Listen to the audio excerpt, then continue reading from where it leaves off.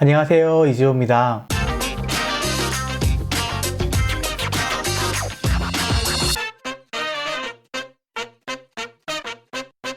미국 시간으로 9월 10일 애플에서 WWDC가 있었죠. 보통 9월 달에 열리는 WWDC는 새로운 아이폰이 출시되는 행사이기 때문에 사람들이 관심이 많은데요. 저도 평상시에는 관심이 없다가 이번에 오래된 핸드폰을 바꿔야 될 타이밍이 된 것 같아서 관심 있게 지켜보았습니다. 긴 영상이라서 다 못 보신 분들이 많을 텐데요. 제가 간단하게 요약 정리해 드리려고 켜게 됐습니다. 풀 영상을 보지 않으셔도 이 영상만 보시면 무슨 내용 나왔는지 다 아실 수 있을 거예요. 그럼 같이 한번 가보시죠. 이번에 팀 쿡은 크게 세 가지 카테고리를 강조했는데요. 첫 번째로 서비스, 그리고 소프트웨어, 그리고 하드웨어, 이렇게 세 가지 종류를 강조를 했습니다. 서비스는 크게 애플 아케이드하고 애플 TV 플러스가 있었는데요. 이 애플 아케이드는 구독하는 형식으로 월 얼마씩 내면은 여기에 올라와 있는 게임들을 자유롭게 플레이할 수 있는 그런 서비스를 이야기를 합니다. 이걸 구독하게 되면은 맥북이나 아이폰이나 아이패드나 애플 TV의 플랫폼에 상관없이 자유롭게 게임을 즐길 수 있다라고 광고를 하고 있고요. 이제 시작할 때에 100개가 넘는 애플만의 독특한 게임을 가지고 시작한다라고 광고를 하고 있습니다. 이 게임들은 다른 플랫폼에서는 만날 수 없고 이 애플 플랫폼에서만 만날 수 있다고 하니까요. 여기에 차별화를 둔 게 아닌가 싶습니다. 그리고 매달 새로운 게임들이 추가가 될 거고요. 다양한 장르의 게임들이 있어서 가족끼리 즐기기에도 좋을 거라고 이야기를 합니다. 협력업체로 코나미하고 캡컴하고 에나포나가 이렇게 등장을 했었는데요. 간단하게 개구리 점프 게임이라든지 아니면 온 세계가 얼음으로 덮여버려가지고 물속 탐험하는 그런 게임이라든지 아니면 음악 게임 같은 것들, 이런 것들 소개하는 시간이 있었습니다. 9월 19일부터 사용 가능하고요. 가격은 한 달에 4.99달러로 정해졌습니다. 이제 이것과 비슷한 서비스가 구글 플레이 패스라는 게 있죠. 거기에서도 4.99달러에 광고 없이 게임을 구독해서 자유롭게 플레이할 수 있는 그런 서비스인데요. 가격은 똑같이 하되 애플에서만 만날 수 있는 게임들이라는 좀 차별화를 둬서 이걸 런칭하고 있는 것 같습니다. 두 번째는 애플 TV 플러스고요. 넷플릭스처럼 애플에서도 이런 서비스를 제공을 하는데요. 애플 오리지널을 이렇게 만들었는데 여러 가지가 소개가 됐지만 그 중에 C라는 것이 굉장히 눈에 띄었습니다. 실제로 트레일러 영상도 이렇게 소개를 했었는데요. 세팅이 온 세상이 아무도 볼 수 없는 세상인 거예요. 그래서 그런 세상에서 사람들이 어떻게 살아가는지, 그 중에서 이제 볼 수 있는 아이들이 태어나기 시작한 거죠. 그러면서 거기에서 생겨나는 갈등들, 얘를 악마로 보아야 될지 축복받은 아이로 보아야 될지 그런 것들부터 시작해서 여러 가지 에피소드를 소개해 줬는데 재밌을 것 같이 보이더라고요. 이런 애플 오리지널 영상들을 포함해서 이것도 역시 한 달에 4.99달러라고 이야기를 합니다. 특별히 발표한 날 이후부터 아이폰, 아이패드, 맥, 그리고 애플 TV 구입한 사람들에게는 1년 무료 이용권을 제공한다고 하니까요. 이 서비스 광고에 굉장히 신경을 많이 쓴 것 같아요. 그래서 영화관 한 번 갈 가격으로 아니면 DVD 한 번 빌려볼 가격으로 이 많은 서비스를 누릴 수 있다고 광고를 하더라고요. 서비스에 대한 건 여기까지고요. 소프트웨어에 관한 겁니다. 아이패드 프로 OS를 완전히 이렇게 바꾼 이야기를 시작했는데요. 기본적으로 iOS 기반으로 만들어졌다고 소개를 했고요. 이제 몇 가지 새로운 기능들 소개했는데 멀티태스킹 기능들이 강화된 것, 그리고 화면 분할해서 쓰던 것도 하나의 태스크로 묶어가지고 이렇게 관리가 가능해진 것들이 특이했고요. 그리고 특별히 사파리가 데스크탑 수준의 브라우징이 가능해졌다고 이야기를 합니다. 예를 들어서 사파리에서 구글 닥스도 이렇게 사용할 수 있다고 이야기하고요. 웹페이지 만드는 사이트 중에 스퀘어 스페이스라는 사이트가 있거든요. 웹사이트를 직접 이렇게 만들 수 있는 건데 그것도 아이패드 사파리에서 가능해졌다라고 이야기를 하네요. 그리고 키보드도 한 손으로 조작할 수 있는 기능을 추가했다고 합니다. 사진 앱이 굉장히 좋아졌다고 강조를 했는데요. 특별히 사진 에디팅뿐만 아니라 동영상의 회전이라든지 자르기라든지 여러 가지 필터를 적용한다든지 이런 것들이 가능해졌다고 이야기합니다. 그리고 애플 펜슬로 사용하는 방법이 하나 더 추가가 됐는데요. 밑에 구석에서 애플 펜슬을 가지고 쓸어 올리면요, 이제 스크린샷이 캡처되고 보이는 화면뿐만 아니라 전체 웹페이지를 이렇게 캡처할 수도 있고 PDF로 만들 수도 있고 메모나 공유하는 것도 물론 가능하다고 이야기를 합니다. 소프트웨어는 거기에서 끝나고요. 이제 하드웨어는 첫 번째 애플워치를 이야기를 하는데요. 이제 애플워치에서 세 가지 건강 기능에 대해서 연구를 더 많이 했다고 하네요. 첫 번째는 이제 듣는 거 연구인데요. 사용자가 생활하는 환경에 어떤 소음 같은 것들을 계속 측정을 해서 이제 연구를 한다고 하고요. 이제 두 번째는 여성 건강에 대해서 생리주기나 그런 것들 좀 신경을 써서 불임이라든지 골다공증 같은 거에 좀 더 신경을 썼다고 합니다. 그리고 심장하고 운동에 관한 연구인데요. 이제 애플워치를 통해서 수집된 자료 같은 걸 가지고 사전에 미리 경고를 주거나 건강 상태에 대해서 이렇게 체크해 줄 수 있는 기능이 있는 것 같습니다. 그리고 이런 자기의 어떤 신체 정보들은 다른 곳과 공유할 수 있고요. 본인이 원하지 않으면 철저하게 보호가 된다고 하네요. 올해 말쯤부터 이게 가능해진다고 합니다. 그리고 나서 애플워치 5세대를 소개했는데요. 이번 5세대의 큰 특징이라면은 애플워치가 잠들지 않는다는 겁니다. 그래서 애플워치가 이제 보지 않을 때는 까맣게 이렇게 보였는데 그렇게 하지 않고 항상 볼 수 있게 만들었다고 하네요. 그걸 위해서 이제 LTPO라는 게 적용이 됐는데 이제 화면이 다이나믹하게 계속 이렇게 리프레시 된다고 이야기를 합니다. 그래서 주사율이 60Hz에서 1Hz까지 이렇게 상황에 따라서 계속 왔다 갔다 하나 봐요. 그래서 1Hz까지 이걸 낮추기 때문에 에너지 효율을 굉장히 극대화시켰다고 이야기를 합니다. 이제 그거 외에 드라이버도 좀 더 저전력으로 이렇게 만들었고요. 그리고 이렇게 전력 공급만 이렇게 전체 회선 회로더 같은 것도 통합해서 되게 저전력으로 만들었고, 주변의 빛 감지에서 밝기 조절하는 센서도 이제 개선이 돼서 이것들이 한 번에 이렇게 작동을 하게 되어서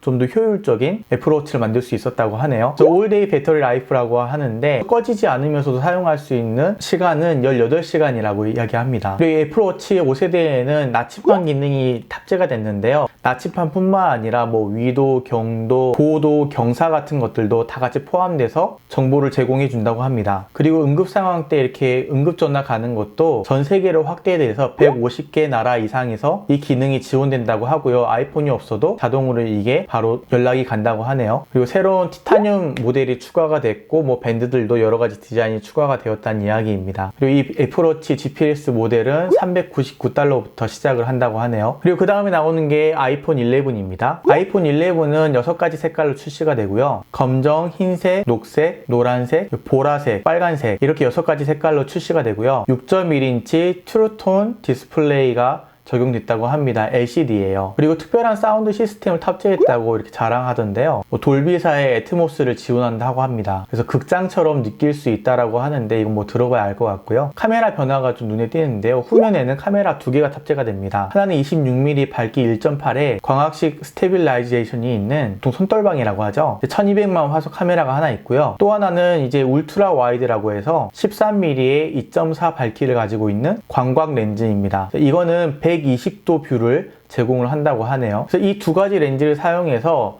광학식 2배 줌을 사용을 할 수 있게 됐다고 이야기를 합니다. 그래서 줌을 축소해도 디테일한 부분이 여전히 살아있고, 사진을 찍을 때 한 번에 와이드샷과 또 일반 샷을 동시에 이렇게 볼 수 있게 해서 그때그때 맞게 직관적으로 선택해서 찍을 수 있도록 했다고 합니다. 그리고 HDR 성능이 좀 개선됐다고 이야기를 하는데요. 이제 HDR은 노출이 여러 장의 사진을 이렇게 찍는 거예요. 그래서 거기에서 가장 좋은 노출 값을 찾아가지고 한 장으로 이걸 만드는 겁니다. 그러니까 태양의 노출이 맞춰지게 되면 너무 밝으니까 다른 부분 까맣게 되고, 또 가장 어두운 부분 노출을 맞추게 되면은 태양이 너무 밝으니까 너무 밝아서 다른 부분 디테일이 다 날아가거든요. 이거를 이제 여러 장 이렇게 해가지고 각자의 이렇게 디테일을 살려주는 그런 기술이죠. 예시로 보여준 사진에서 이제 인물 사진을 역광으로 해서 태양을 등지고 찍었는데도 보통 인물이 까맣게 나오거든요. 근데 인물의 표정이 살아있게 찍힌 사진을 보여줍니다. HDR 성능이 굉장히 개선됐다는 걸 알 수 있죠. 근데 역광으로 찍어도 이렇게 인물이 살아날 수 있게 한 거 보니까 굉장히 개선이 많이 된 것 같아요. 그리고 인물 모드는 이제 사람뿐만 아니라 동물들도 적용해서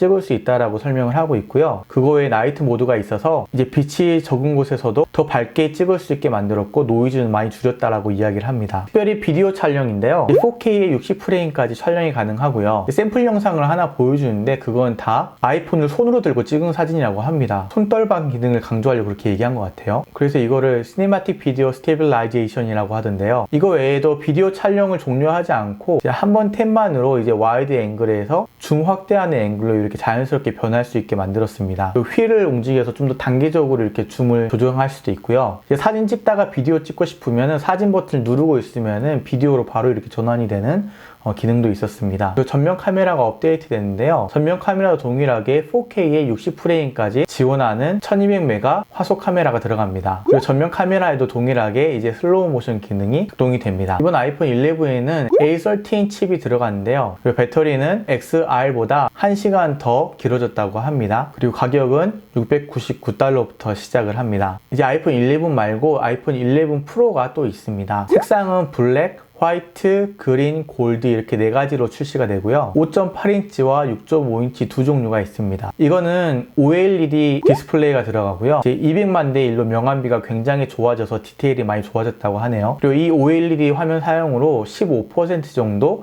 더 에너지를 좀 더 효율적으로 사용할 수 있게 되었다고 합니다. 사운드는 아까 아이폰 11과 마찬가지로 돌비에 있는 애트모스를 지원하고요. 그 외에도 돌비 비전과 HDR10도 지원한다고 합니다. 마찬가지로 A13 칩이 들어갔고요. 이 A13 칩의 특징이 크게 두 가지인데 머신러닝하고 저전력 디자인으로 설계가 됐다는 겁니다. 그래서 7나노 공정으로 만들어졌고요. 그래서 CPU, GPU 그리고 뉴럴 엔진까지 최대 20% 정도 성능 향상이 있었다고 합니다. 그리고 CPU 같은 경우에는 최대 40% 정도까지 전력 사용량을 줄였다고 이야기를 하네요. 그래서 그 결과로 앞에 나오는 아이폰 XS보다 4시간 정도 더 사용할 수 있다고 합니다. 11 프로 맥스는 10X 맥스보다 5시간 더 사용할 수 있다고 하네요. 여기에 더불어서 이번에는 18W짜리 고속 충전기도 함께 준다고 합니다. 그리고 말이 많았던 카메라인데요. 카메라는 3개의 렌즈를 사용을 했고요. 앞에 나왔던 아이폰 11에 들어갔던 2개의 렌즈와 망원 렌즈가 하나 더 추가가 됐습니다. 이제 52mm 화각의 f2.0의 밝기인데요. 이 망원 렌즈가 하나 더 추가가 돼서 광학식으로 4배 줌까지 가능해졌다고 합니다. 특별히 이 A13 뉴럴 엔진 때문에 사진 찍는 게 되게 좋아졌다고 이야기를 하는데요. 사진 찍을 때 9개의 이미지가 찍힌다고 합니다. 그래서 4개의 짧은 이미지 사진이 다다닥 찍히고요. 이 4개의 이제 세컨더리 이미지로 또 4개가 다시 찍힌다고 합니다. 그럼 총 8개죠. 8개를 1초 안에 이 뉴럴 엔진이 다 합성해가지고 픽셀 하나하나 다 검사를 하면서 가장 좋은 픽셀을 선택해가지고 또 하나의 이미지를 이렇게 만든다고 하네요. 이 과정이 1초 이내에 진행된다고 합니다. 그래서 이런 것들 결과로 노이즈가 굉장히 적어졌다라고 강조를 하더라고요. 그리고 비디오도 마찬가지로 모든 카메라는 4K 60프레임까지 지원을 하고요. 아이폰 11과 마찬가지로 녹화하면서 실시간 줌도 이렇게 가능합니다. 이제 이렇게 가능한 이유를 렌즈가 모두 구동되고 있기 때문이라고 설명을 하더라고요. 그래서 각각 3개의 렌즈가 동시에 이렇게 녹화를 하고 있고 초점이라든지 색감이라든지 포커스라든지 이런 것들을 다른 렌즈와 이렇게 공유할 수 있도록 실시간으로 만들었다고 합니다. 그렇기 때문에 이게 리얼타임으로 이렇게 옮겨가도 어색하지 않게 바로 광학식 줌이 가능하다고 하네요. 그 외에 사진 앱이 향상되었다는 얘기나 아이패드 앱 이야기하면서 말씀을 드렸고요. 이 아이폰의 카메라 기능을 잘 사용할 수 있는 앱으로 필미 프로라는 앱을 소개를 했는데요. 이 앱의 특징이라면 아이폰에 들어가 있는 후면 3개, 전면 하나 해서 총 4개의 카메라를 동시에 구현하면서 녹화할 수 있다는 게 큰 특징이었던 것 같습니다. 각 4개의 렌즈를 동시에 녹화할 수도 있고요. 그래서 그것들을 이제 망원 렌즈에 있는 화면과 광각 렌즈에 있는 화면을 2개를 이렇게 합쳐가지고 하나의 영상으로 녹화도 할 수 있고 이런 것도 연동시켜서 줌인 아웃도 자연스럽게 할 수 있고요. 물론 기본 기능에도 있는 거지만 그리고 독특했던 게 전면 카메라와 후면 카메라를 동시에 이렇게 녹화를 할 수도 있었습니다. 그래서 설명하면서 인터뷰 같은 거에 좋을 거라고 얘기를 하던데 제가 생각해도 되게 좋을 것 같더라고요. 인터뷰 하는 사람과 질문하는 사람 사이에 이렇게 아이폰 놔두고 찍으면은 질문하는 사람 얼굴도 동시에 나오고 인터뷰하는 사람 얼굴도 동시에 나오면서 한 화면에 동시에 담을 수 있잖아요. 아이폰 하나로 카메라 2대를 녹화하는 효과를 가질 수 있겠더라고요. 대략적으로 이런 설명들을 하고 있고요. 가격은 아이폰 11 프로는 $999부터 시작을 하고 맥스는 $100 더 비싸서 $1099부터 시작을 한다고 합니다. 사전 예약은 이번 주 금요일부터 가능을 하고요. 배송은 9월 20일부터 한다고 하네요. 여기까지 키노트 내용을 전부 정리해 드렸고요. 제가 봤을 때 이번 키노트의 혁신은 기계가 아니라 가격인 것 같습니다. 애플의 독점적인 게임을 제공하면서도 가격은 4.99 구글 플레이 패스와 똑같죠. 근데 애플만의 차별화된 게임을 넣는 거죠. 그리고 애플 TV 플러스도 한 달에 4.99. 넷플릭스가 10,000원 넘는 거 생각해 봤을 때 굉장히 저렴한 가격이 한 절반 정도 가격 되는 것 같아요. 아이폰 11도 뭐 699부터 시작한다고 하니까요. 아이폰 11 프로도 999부터 시작한다고 하니까, 그리고 아이패드도 329달러부터 시작한다고 하고요. 교육료는 299달러부터 준다고 하니까요. 여러 가지로 이전에 고수해오던 애플의 고가 정책에서 비교적 많이 저렴해진 것 같은 느낌이 듭니다. 긴 영상 봐주셔서 감사하고요. 저는 또 다음에 여기에 관련된 포스팅을 계속 이어나가도록 하겠습니다. 영상이 좋으셨다면 좋아요, 계속해서 제 채널을 함께하고 싶으시다면 구독하기 버튼을 눌러 놓으시면 계속 저와 함께 하실 수 있습니다. 그럼 저는 또 다음 시간에 다른 영상으로 다시 찾아올게요. 안녕.